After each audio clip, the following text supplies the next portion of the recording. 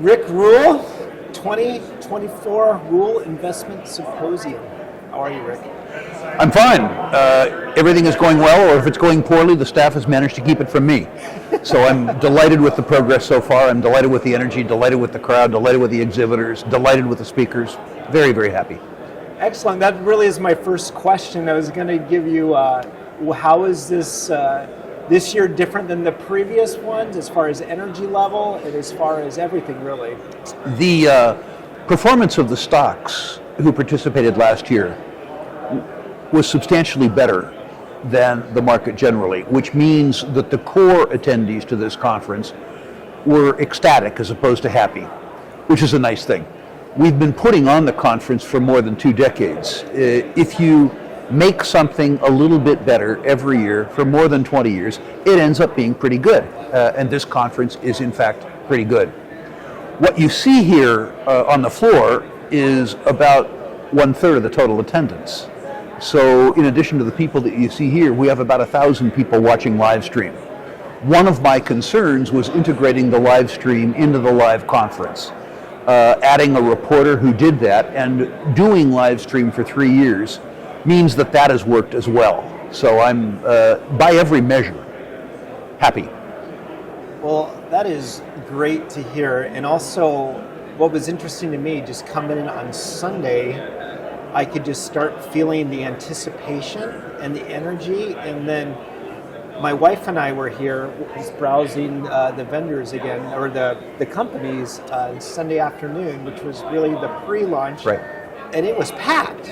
So I didn't know what to expect, but that was just very pleasant. So. I would suggest, semi-humbly, that one of the things that sets this conference apart from other investor conferences is that at most conferences, the qualification to be an exhibitor is a check that cashes. At our conference, the exhibitors, the public company exhibitors, have to be owned in our accounts. There's no guarantee that because I own a stock it goes up, but there is a guarantee that the process is very, very honest. So the uniformly high quality of the exhibitors, which all of the attendees have commented on, has to do, I think, with over 20 years of experience of only allowing exhibitors on the floor that have been pre-vetted. I think one of the secrets to the longevity of this conference has been precisely that. We admitted 52 exhibitors this year, and we turned down 120. That's awesome. It really is, and it really speaks to the quality. And I've had the opportunity of interviewing many of the CEOs and taking advantage of that, if you would. Right. Talking to many of the CEOs and getting them on camera. And then just really, they've already been vetted, but just feeling them out myself and asking them, how are you going to protect me as a retail investor? All of those different questions, if you would. So. Well, you are part of the vanguard of how we're trying to change this conference. We're trying to make it work for speakers and for exhibitors in particular better, because we've incorporated new voices like yourself, people who transmit listens, people who transmit paradigm.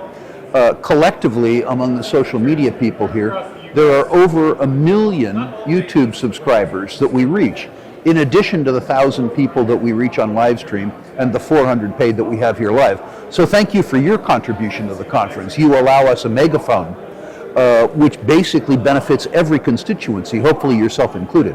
Yeah, well, you're very welcome, and I'm very grateful to be here.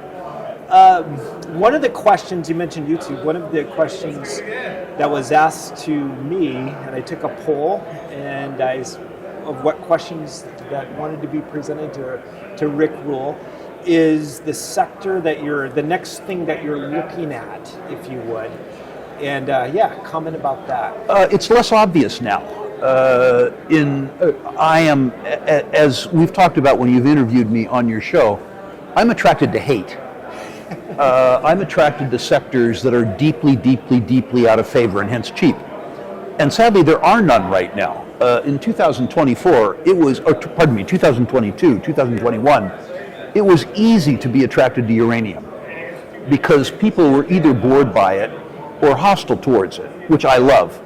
Earlier this year, in January, February, the silver stocks were roundly hated, so it was easy to be attracted. Hate is not as easy to find right now, which is unfortunate.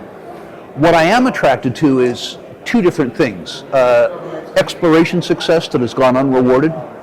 We're in a risk-off environment, and sometimes companies release good drill holes and the stocks go down as opposed to up. I love that. I absolutely love having data and having the ability to exercise knowledge on data with no competition in the market. The second thing I particularly like are what I see is developing huge deposits. And I don't care the commodity. If I can buy a company that has 10 or 20 billion dollars in situ recoverable reserves and resources, where I believe that the deposit will be in the lowest cost quartile worldwide in its commodity, and the best quartile in terms of return on capital employed, but at least 25%, I could care less about the commodity. I'm completely commodity agnostic. We have several deposits here, Meteoric is an example, in the rare earths business, that are completely out of favor, that have substantially in excess of $10 billion in recoverable reserves and resources. Now, granted, you're in an early stage, but I've found in my life over 45 years involved that very, very large mines can make you a lot of money. They come with high risk, but small mines can only make you small money, and they come with a lot of risk too. Right? And so what I really like are these gigantic deposits with some uncertainties attached that have in some cases the probability as opposed to the possibility of giving me 10-fold returns or 15-fold returns in 5 or 6 years. That's what has been attractive to me. Looking at deposits where there may be political uncertainty, there may be time uncertainty, but where it's obvious to me that I have clearly a tier 1 deposit. So that while I'm uncertain about the time, I'm highly certain about the outcome. I learned when I was in my late 20s that questions that began with the word when,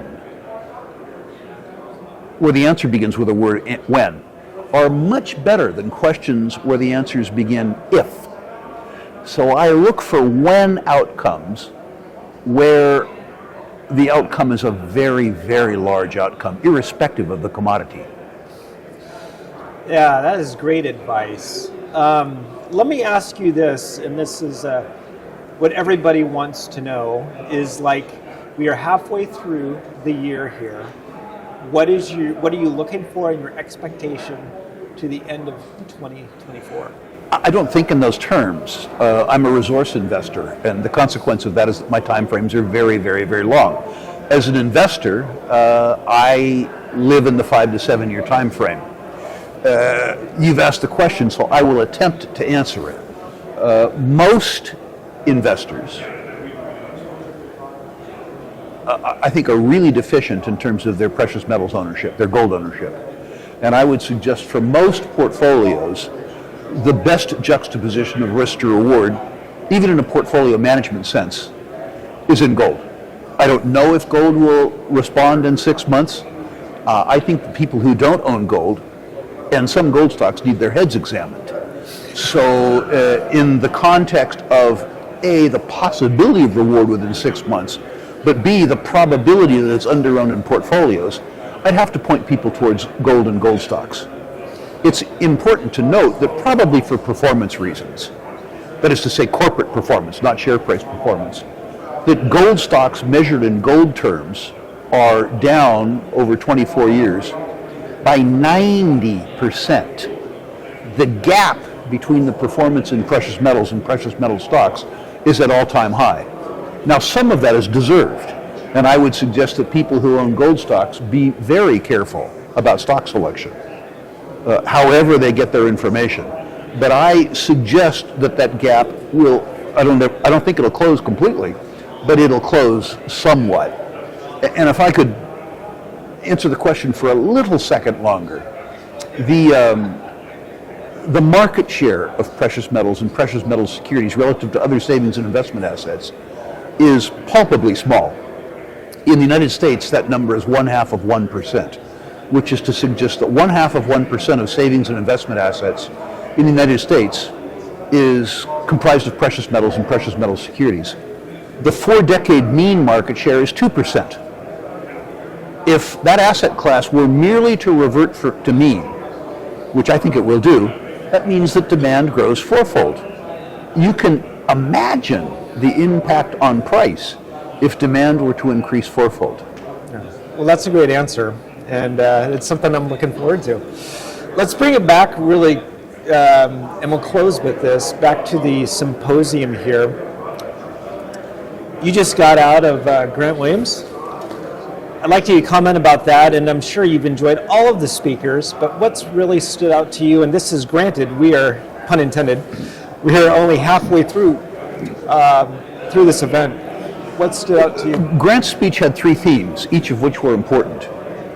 The title of his speech was, "Who Are You?" And his suggestion was that people needed to investigate themselves and study themselves before they worried about how they invested. Because who they are, what their values are, what their needs were, what their time frames were, is critically important to their investment outlook. Grant went on then to define investor and speculator. He looked at the two in terms of time and orientation, saying that a speculator is more concerned with price, while an investor was more concerned with value and longer term. I have a very different definition. For me, an investor is somebody who allocates capital after rational thought with the expectation of the probability of a reasonable return on capital employed, while a speculator, a hardworking speculator, after a reasonable amount of time and study, allocates capital with the possibility, as opposed to the probability, of an outsized return on capital employed. But however you define yourself, what Grant is suggesting is that you have to define yourself. And then the final part of Grant's discussion was around gold. And he personalized it. Rather than putting a graph of the gold price, he suggested that he's been accumulating gold personally since 2023. He notes that in 2023, a home, and I forget the standard metropolitan statistical area he used, but a home price was $220,000, and today it was $460,000, a seeming increase. But he points out that in 2022 or 2023, it cost 600 ounces of gold to buy that house. Today it costs $173 ounces, pardon me. So he says if you denominate your expenses in gold rather than in dollars, if you have lived your life with part of your savings in gold, stuff has gotten substantially cheaper over the last 20 years. And he was asking people in the context of who they were to think about how they saved and whether or not how they saved was rational. I thought it was a very, very useful talk. Yeah, that's interesting. It reminds me, I don't know, I'm assuming you know who John Williams is. I do. Shadow Stats. I do. I interviewed him about a week ago, and he has a great chart where if you use the traditional government stats of inflation versus the price of gold, they mirror each other incredibly well. So that reminded me of that. John's a great speaker. He, in past years, has spoken at this conference when it was in Vancouver, and I think that the whole topic of inflation is something that people need to pay attention to. John has studied inflation more than I, so I'm not going to contradict his terms. I myself have done a thought experiment, and by the way, a conjectural thought experiment, on the deterioration of the purchasing power of my own savings in US dollar terms. And I believe that relative to the basket of goods and services that I consume, that the purchasing power of my savings is declining by about 7.5% compounded, while the CPI suggests that the same number is 2.6. I would point out that CPI number is, quote, hedonistically adjusted. They adjust, as an example, my shelter cost by telling me that I live in a nicer place than I used to. When it's inconvenient for them, they don't include food or fuel. The camera will note that I like to eat. You know, so that's a sort of an odd adjustment. But the oddest part of the CPI to me, and John Williams points this out beautifully, is that the CPI doesn't include tax. Now, if I didn't have to pay the tax, I might complain somewhat less about the index, but that's not on offer. But I also understand that that's a goods and services measure. I don't believe that taxes are either good or a service. But that notwithstanding, they are a component of my cost of living. And I would urge your listeners to think about their own lifestyle when they think about the CPI. Think about the fact that the price of gasoline in their tank over 4 years has doubled. Think about the fact that food prices, after years of being compressed, are increasing at 10 or 12% compounded. Think about the direct and indirect cost of government, and decide for yourself what the rate of deterioration of the purchasing power of your dollars are relative to the goods and services you consume, because this is important. Yes. Rick, let's wrap up with, tell us about Rule Investment Media, and tell us to all the what you're doing really for all of us in giving us free education, but also tell us about your boot camps that are coming up. They're extremely popular, and so all the value that all of our listeners and viewers would get off of that. Probably three things I want to talk about. First, ruleinvestmentmedia.com. If you care about the way I think about natural resources and precious metals, we can personalize it. Go to ruleinvestmentmedia.com, list your natural resource stocks. Please no crypto, please no pot stocks. I'll personally rank them. No obligation, no charge. I'll rank them 1 to 10. I'll comment on individual issues if I think my comments have any value. Free. More importantly, though, go to both the Rule Classroom and Rule Investment Media. We have a couple hundred hours of instructional programming there. The best hour is how to interrogate a public mining company. It'll teach you how to do securities analysis in an hour. All of this is free. Really, really, really good price. You have to apply yourself, but after you've applied yourself, after you've invested in yourself, it will improve your investment performance. Those are both free. Every quarter, we do a boot camp. We do a very, very, very deep dive into one subject around natural resource investing. Might be uranium, might be silver, might be royalty and streaming. The upcoming one is private placements, describing how to analyze private placements. These are 8.5 hour long deep dive segments. Don't come if you want to be entertained. This is very, very, very hard work. But you will have access to the tapes for a year. You'll need access to the tapes because we're going to teach you more in 8 hours than you can absorb in 8 hours. So you need to refresh your memory. It's $99. If you aren't absolutely satisfied, email me. I'll give you your $99 back. Like the conference, absolute, no questions asked, money back guarantee. You do it from the comfort and convenience of your own house. Tens of thousands of people now have attended these sessions. I think our refund rate is 0.1%, so obviously we're doing something with the market right. We have something else upcoming, which I hope the market will like. Those people who are familiar with the television show Shark Tank will resonate with the fact that we have upcoming features at the Rule Classroom where companies will be invited to give us a presentation, 15, 20 minutes, and then they will be subjected to real questioning by me, like I was in their boardroom or they were in my boardroom and they were trying to sell me stock. Not an advertising piece, not disrespectful, not hostile, but factual.